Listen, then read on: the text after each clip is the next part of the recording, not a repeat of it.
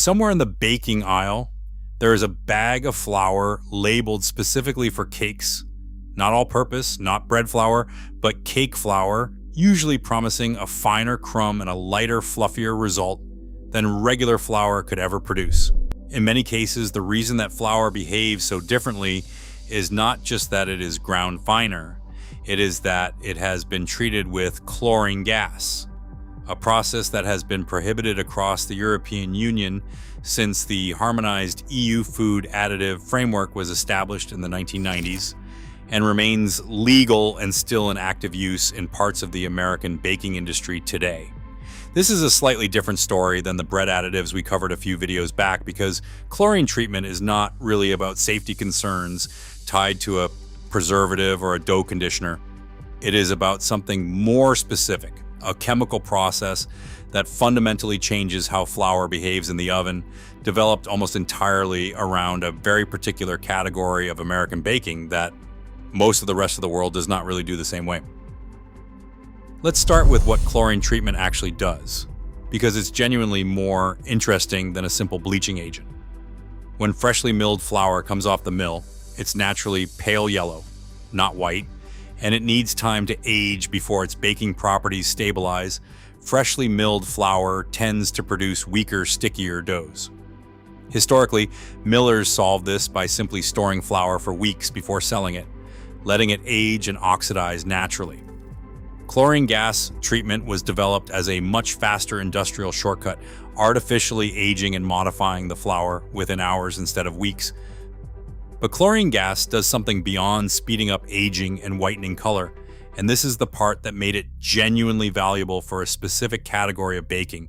It chemically modifies the starch granules in the flour, changing their surface structure so they absorb liquid and sugar more readily, and it weakens the gluten-forming proteins, producing a softer, more tender crumb. That combination, starch that holds more moisture and sugar, gluten that's deliberately weakened rather than strengthened, is exactly what's needed for what the baking industry calls high-ratio cakes. Cakes formulated with more sugar and liquid by weight than flour, which is the standard for most American-style box cake mixes and bakery layer cakes, prized for being extremely moist, tender, and able to rise properly despite that unusually high sugar and liquid content. Untreated flour simply can't hold together the same way in that kind of formula. The gluten is too strong relative to the starch's capacity to absorb all that extra liquid and sugar, and the result comes out dense or collapses. This is worth separating clearly from a completely different, more common process. Bleaching with benzoyl peroxide, which is what most bleached all-purpose flour in American grocery stores actually uses today. Benzoyl peroxide only affects color. It whitens the flour without meaningfully changing its starch or gluten behavior, which is why bleached all-purpose flour bakes essentially the same as unbleached flour despite looking whiter. Chlorine gas treatment is functionally different and more specialized, historically reserved specifically for cake flour, where that starch and gluten modification is actually the point, not just a side effect of achieving a whiter color. The European Union's food additive framework, when it was formally harmonized across member states in the 1990s, established a definitive positive list of permitted flour treatment agents, and chlorine gas treatment did not make that list, meaning it is effectively prohibited for use in flour intended for the EU market, alongside benzoyl peroxide bleaching as well, which the EU also excluded from its approved additive list around the same period. The UK, both while an EU member and after Brexit, retained this same prohibition, so neither chlorine-treated nor benzoyl peroxide bleached flour is legally sold in the UK today either. The safety reasoning behind excluding chlorine treatment specifically centers on a byproduct that forms during the reaction, a compound called alloxan. Alloxan is a genuinely well-documented substance in toxicology research, specifically because it is used deliberately in laboratory settings to induce diabetes in animal test subjects. It works by selectively destroying insulin-producing cells in the pancreas, a mechanism well established in decades of published animal research. That is a real legitimate finding, and it is the specific concern that gets cited whenever chlorinated flour comes up in food safety discussions. It's important to be precise about what that finding actually does and doesn't tell you, though, because this is exactly the kind of claim that gets oversimplified into something scarier than the evidence directly supports.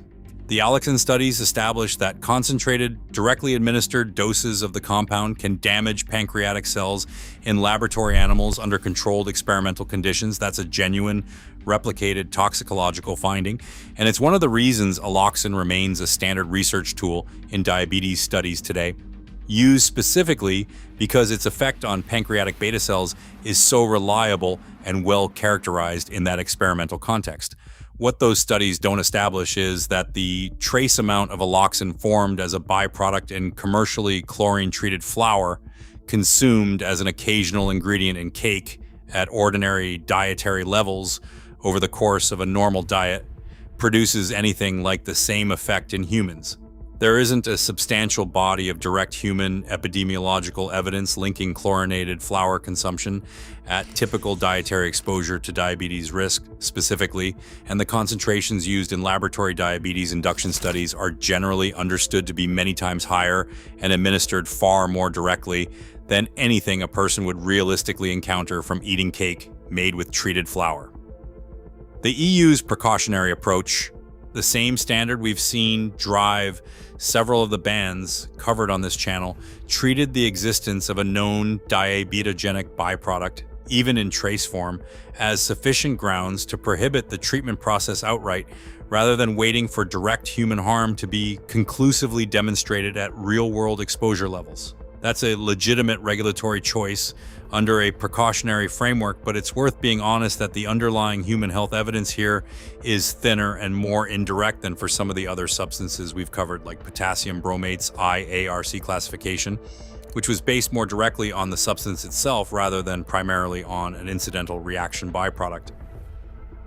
In the United States, chlorine treatment of flour remains legally permitted under FDA regulation as an approved bleaching and maturing agent, with no equivalent restriction based on the alloxan byproduct question.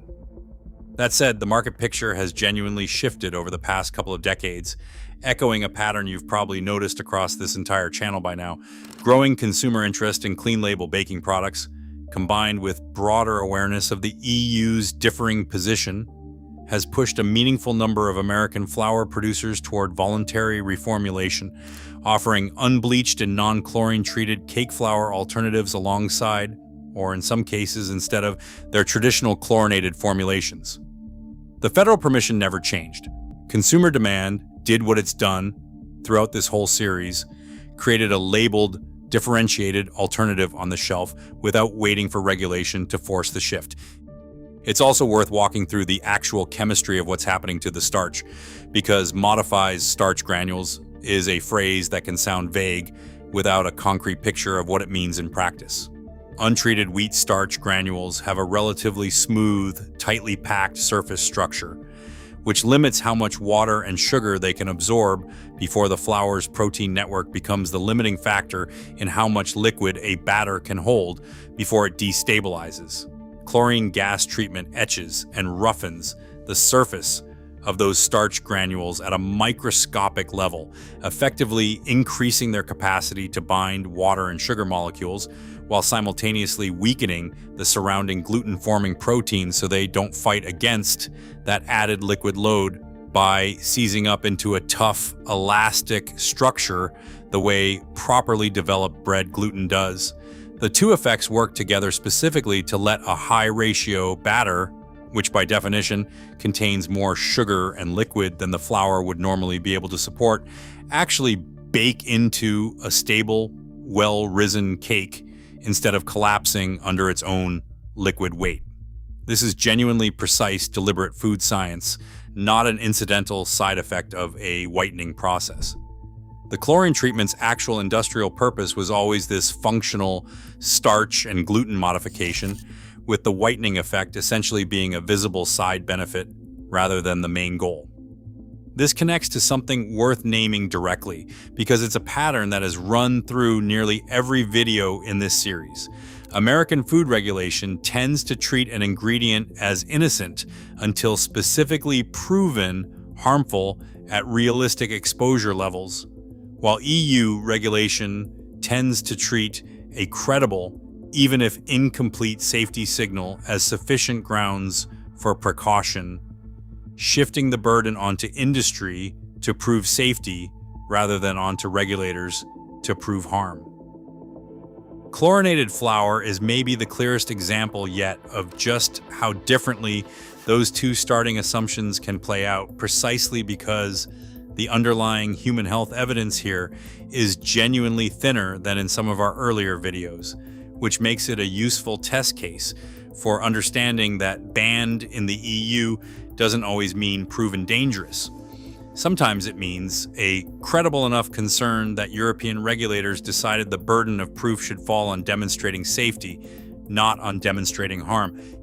It's worth understanding where this process actually came from, because it's tied to a specific chapter of American food industry history that explains why it became so specifically American in the first place. Chlorine gas treatment of flour was developed and commercialized in the early 20th century, and its widespread adoption for cake flour specifically accelerated through the 1930s and 40s, driven by industrial food chemists working to solve a genuine technical problem: how to reliably mass-produce cakes at commercial bakery scale and eventually at home using box cake mixes with consistent height, tenderness, and moisture across every single batch, regardless of small variations in a home baker's technique or a factory line's conditions. High-ratio cake formulas, with their unusually high sugar and liquid content relative to flour, were themselves a deliberate industrial innovation from that same era, developed specifically because they produce cakes with a longer shelf life and more forgiving, consistent results than traditional lower sugar cake formulas. Genuinely useful properties for an emerging industry built around box mixes sold to be baked days, sometimes weeks, after purchase.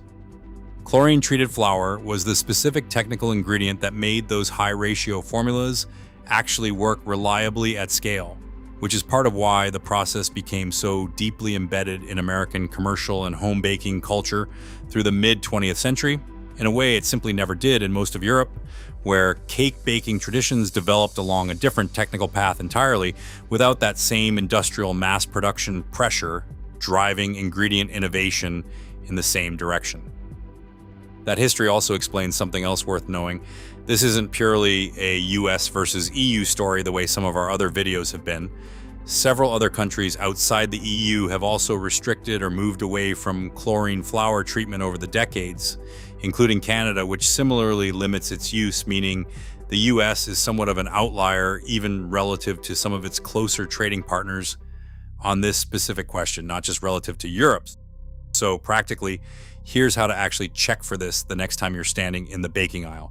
First, this is specifically a cake flour issue, not a general flour issue if you're buying all-purpose or bread flour. Chlorine treatment essentially isn't a factor either way, since it's almost exclusively used on soft wheat cake flour formulated for high-ratio baking.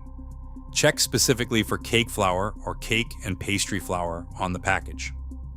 Second, look for the word bleached versus unbleached directly on the label.